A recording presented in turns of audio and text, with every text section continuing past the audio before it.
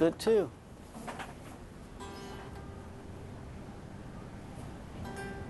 Okay, that one's slightly sharp, so we lengthen the string just a little bit. Drop it back, retune. Close enough.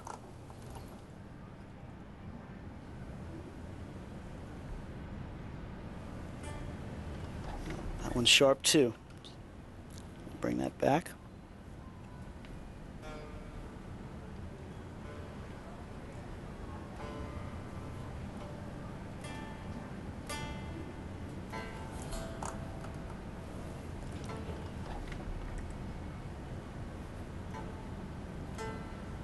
Okay, that one's way sharp. Looks pretty good. You know, if you change gauges radically, then you're going to have the guitar set up for that gauge. And people use a lot of different tunings, and that certainly affects intonation also.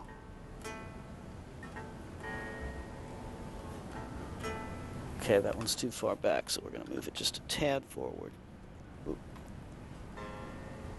Tried to get the guitar there, but I missed. All right, that's pretty good. Now we're going to go through and tune again.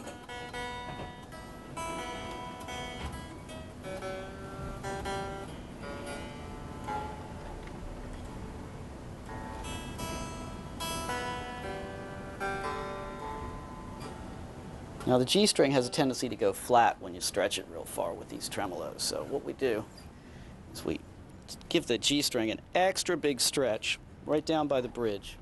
Make sure that it has moved as far as it's going to move.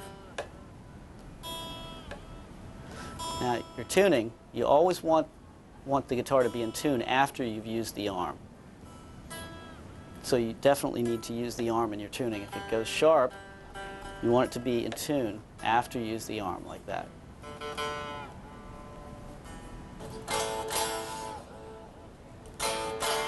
Stays pretty well in tune with the arm. If it does go a few cents flat when you do a bend, you need to use the arm to bring it back in tune rather than go for a tuning peg and immediately try it.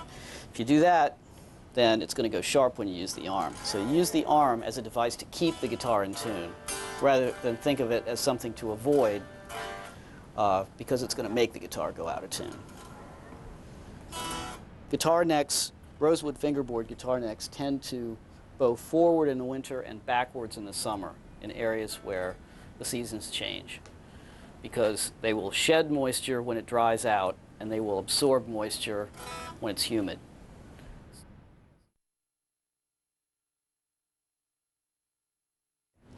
I have it in front of me a McCarty model. I'm going to set it up.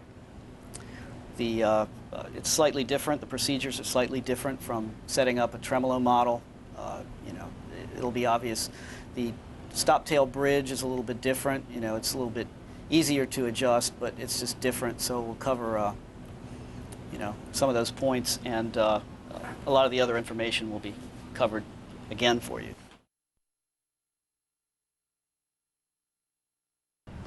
Okay, now that we've got it more or less in tune, I'm going to check the neck relief. And I can see the neck relief, see how it's touching all the frets. When you depress at the first and last fret, it's touching all the frets. So see, we have no relief in the neck. We actually have a reverse bow situation. So I'm going to take my truss rod wrench, which is right in front of me this time. I'm just going to back it off till we have a little bit of relief. Turn it counterclockwise till we have a little bit of relief. You can see I've raised the bridge up too much, so we've got just, turn it back just a hair, just a little bit of relief here, not much. And so I'm going to measure my 12th fret height. I'm going to have to come down with the action some. Okay.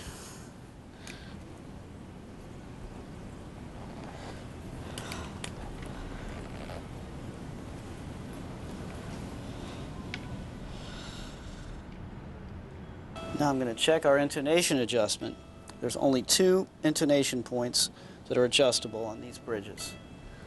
Okay, now that's sharp, so the treble side of the bridge is going to need to come back, lengthening the string.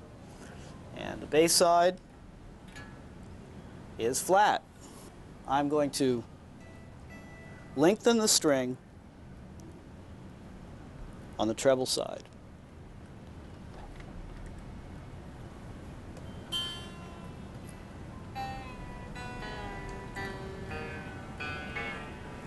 And tighten up the string significantly, so you've got to go back and completely retune the whole guitar.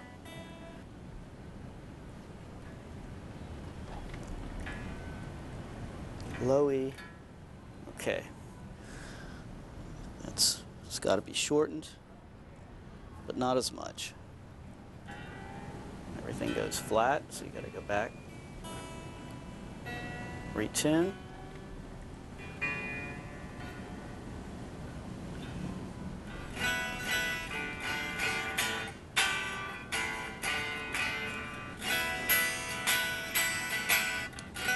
Okay, let's go through. I'm going to stretch the strings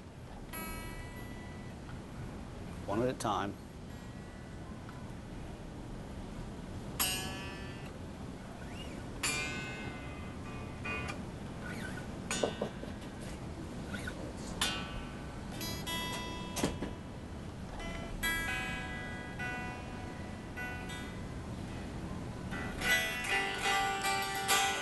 Okay, that pretty much covers it. I'll check the height of the nut. It's always a good thing to do. It looks good on every string.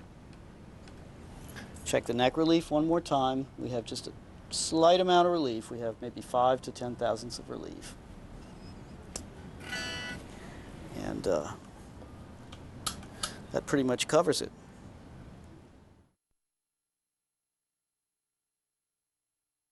These are the locking pegs that we used with any guitar that was equipped with a tremolo for the first 17 years we were in business. All right, this is the way I like these done. You turn the button on the peg until you reach the low spot on the cam. See, we just hit the low spot on the cam and the string drops in. Okay, then you do a sharp bend back like that, and you tune it up, and then as you tug on the string, you push on the flat side of the collar and it locks it down. You lay it in there, and when you hit the flat spot, the low spot on the cam, drops in the slot, the cam catches it, and then you bend this back sharply, you tug on the string, you push on the flat spot of the collar until it locks it down. Push nice and hard. Then you've got a good lock on it.